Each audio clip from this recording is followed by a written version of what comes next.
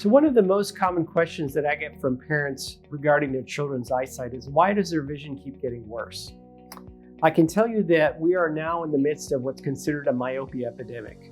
Never has there been a time that we've seen such an increase in the progression of nearsightedness globally, not to mention just here in the United States. Some of the reasons for this is that our lives have changed a lot over the last several decades from how we used to live before.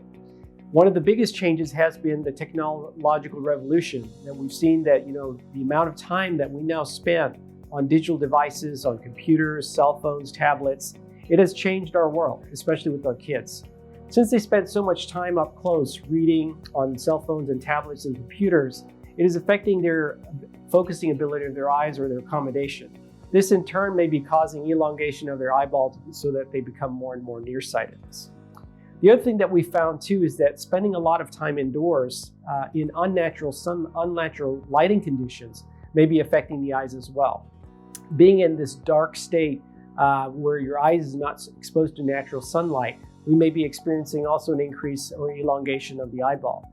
And one of the mechanisms that's involved with this, we believe, has to do with vitamin D exposure. So that's why being outdoors, especially in natural sunlight, may be helpful and preventative in preventing that eyeball from elongating, so that way you become more nearsighted.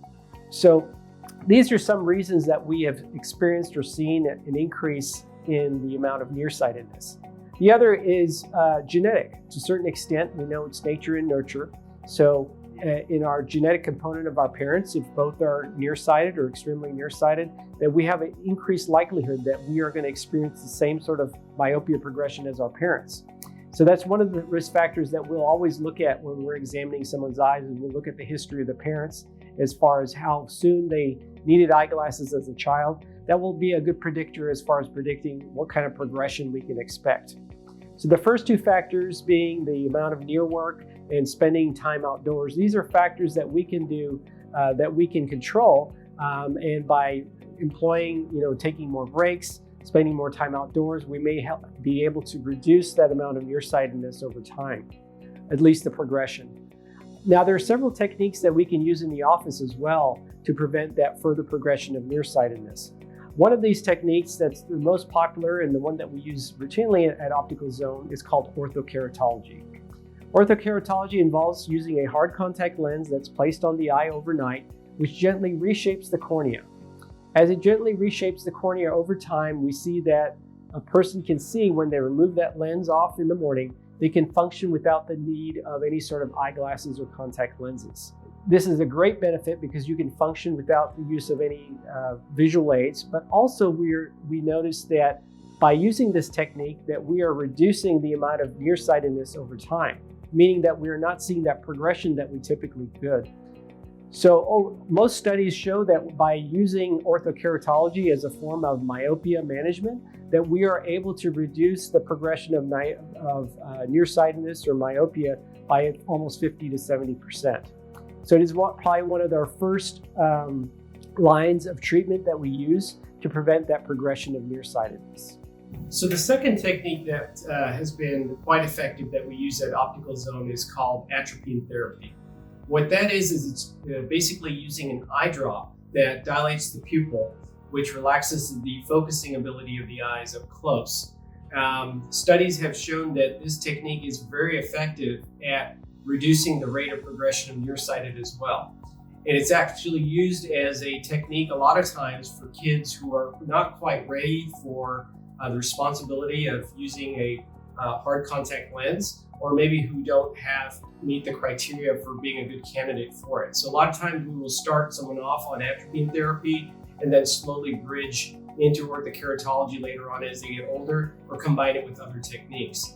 And the way that this technique works is that basically you instill one drop in each eye overnight, and this will mildly dilate the pupils, make the pupil a little bit larger.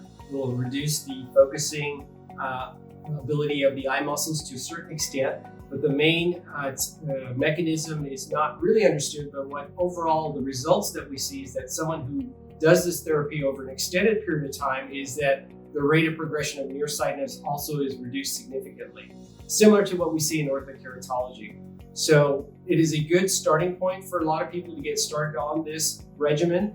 And once they've been on it for a year or two, we can then taper off and then move into orthokeratology or a different, using a different technique to kind of prevent that myopia from progressing. In the past, this technique of using atropine was used for vision therapy or other to treat conditions such as lazy eye or amblyopia, the more technical term. Here we're using it at a much lower concentration, so we don't get the same side effects that you would get with strong dilating drops, which would be light sensitivity or difficulty focusing up close. Since we're using something that's close to 1/10 of the percentage of what the normal eye drop would be, kids are able to function throughout the day with minimal light sensitivity and minimal effect on ability to focus and see things up close. So this is also a great technique that we use here at Optical Zone in combination with orthokeratology. The last technique I wanted to talk to you all about, which has actually gained more interest recently, is using what's called a soft multifocal lens. And what this is involving a soft contact lens now that we use throughout the day. So instead of something that you wear overnight or using any eye drops, you're using a soft contact lens like you normally would throughout the day. And it's just a lens that's designed differently. So not only are you correcting distance vision like you normally would, but you're introducing powers in that lens which will help for the eye to focus in the peripheral part of the retina where things are clear, so that way you don't get the progression of nearsightedness like you typically do when you wear regular contact lenses. So some studies have come out recently which have shown that using a high-powered enough reading power in these contact lenses is also very effective at reducing nearsightedness. Maybe not quite as effective as we've seen in orthokeratology or atropine, but still also a very significant effect as far as reducing that increase in prescription over time. So all these techniques can be used depending on the individual. We take it case by case to see what technique would be the most appropriate for each individual. Sometimes techniques are combined, or we may start with one and then switch over to another one. If this is something that is of interest to you or you have more questions, please visit our website for more information regarding myopia management. Or if you wanted to schedule a consultation to see if you'd be a good candidate for orthokeratology or atropine therapy or soft multifocal lenses, please don't hesitate to call our office. We'd love to help you. If you'd like to see some more videos on different topics or have any comments, please comment below and subscribe to our channel. We hope to see you soon.